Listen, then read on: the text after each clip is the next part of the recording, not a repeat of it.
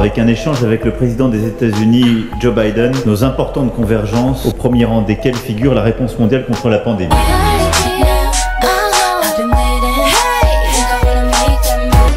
Il n'existe pas d'autre solution qu'une solution européenne. Fais-moi confiance, je changerai la donne. Désormais de capacités diverses et nécessaires pour le cycle de production des vaccins, afin de répondre à ce défi durable que sont les pandémies. Je ne t'ai pas donné tout mon amour, je ne t'ai pas fait mon plus beau discours. Ce n'est en aucun cas du protectionnisme, il s'agit simplement d'empêcher que d'autres pays développés ne se servent sur le dos de l'Europe, alors même que des contrats signés entre les pays européens et certains industriels ne sont à date pas respectés. Offert à tous les Françaises et tous les Français adultes qui le souhaitent, la possibilité d'être vaccinés.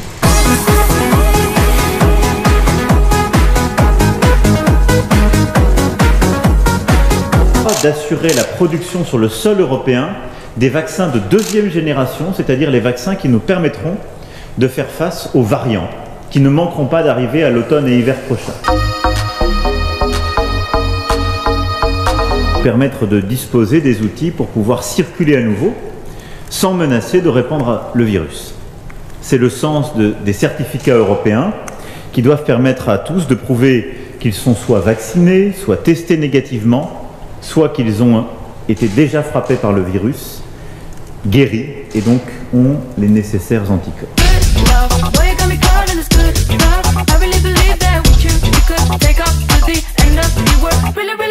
Je tiens à souligner que cet instrument n'est qu'une preuve médicale harmonisée à travers tous les États membres, mais qu'il ne détermine en rien les droits de chacun qui relèveront de décisions nationales.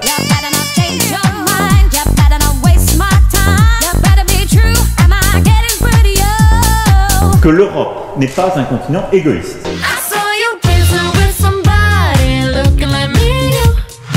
Les entreprises ont des chaînes de valeur mondiales.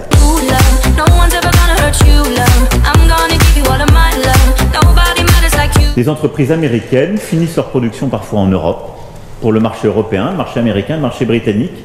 Est-ce qu'il fallait tout de suite bloquer tout cela? Non. Donc maintenant, la clé, qu'est-ce que c'est?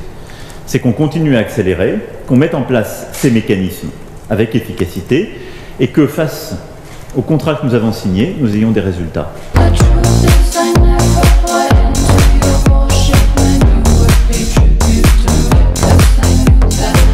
Et donc pour les vaccins de seconde génération, mais aussi pour d'autres ambitions technologiques et scientifiques que l'Europe doit avoir, il nous faudra retrouver en quelque sorte ce goût du risque.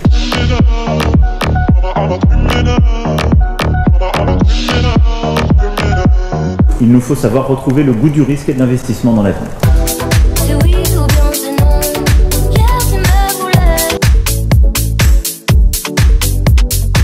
Que nous serons en capacité non seulement de combler nos besoins, mais d'exporter massivement et dans la durée. Il faut être très clair, nous sommes face à une guerre mondiale d'un nouveau genre.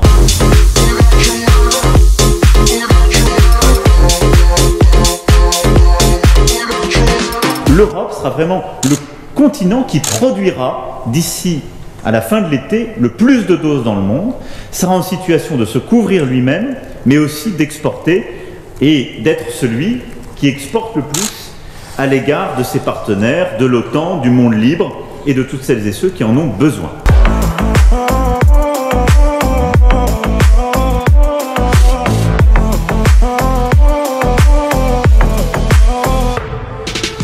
Et ces variants nous conduiront à nouveau à avoir des stratégies de vaccination. Et je pense que c'est très important que tous nos concitoyens aient bien cela en tête. Écoutez, nous l'avons collectivement, nous en avons fait l'expérience collective, réelle. Parce qu'il n'y a pas eu l'explosion qui était prévue par tous les modèles. Le variant, en particulier le variant britannique, est devenu très majoritaire dans plusieurs départements.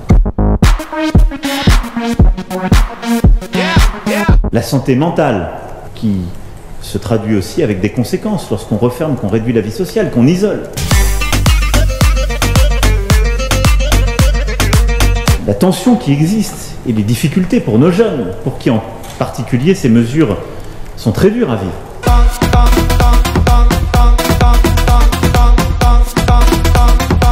Notre priorité éducative qui fait que lorsqu'on ferme tout, ça a des conséquences.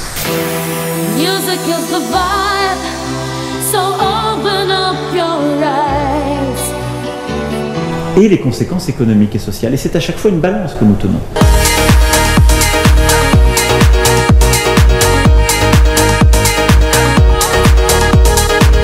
C'est un équilibre à tenir. Je pense qu'il n'y a aucune réponse simpliste dans ce contexte. On doit tous avoir beaucoup d'humilité, beaucoup de bienveillance.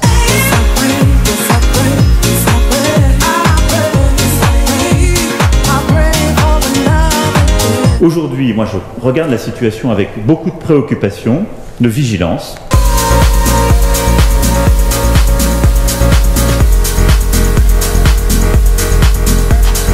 Ces autres dimensions que j'évoquais, c'est-à-dire la santé mentale, la fatigue qui existe dans le pays, la santé de nos jeunes, de nos enfants, la nécessité de les éduquer, de leur permettre d'être dans un cadre de développement, et puis aussi la situation économique et sociale du pays.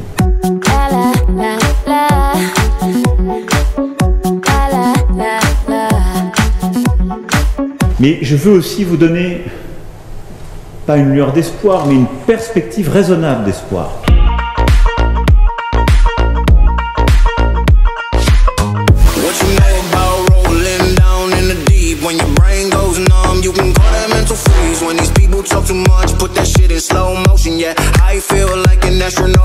Les perspectives qui sont les nôtres, grâce à la vaccination, doivent nous conduire à, ensemble, le faire avec beaucoup d'esprit de responsabilité et de respect mutuel.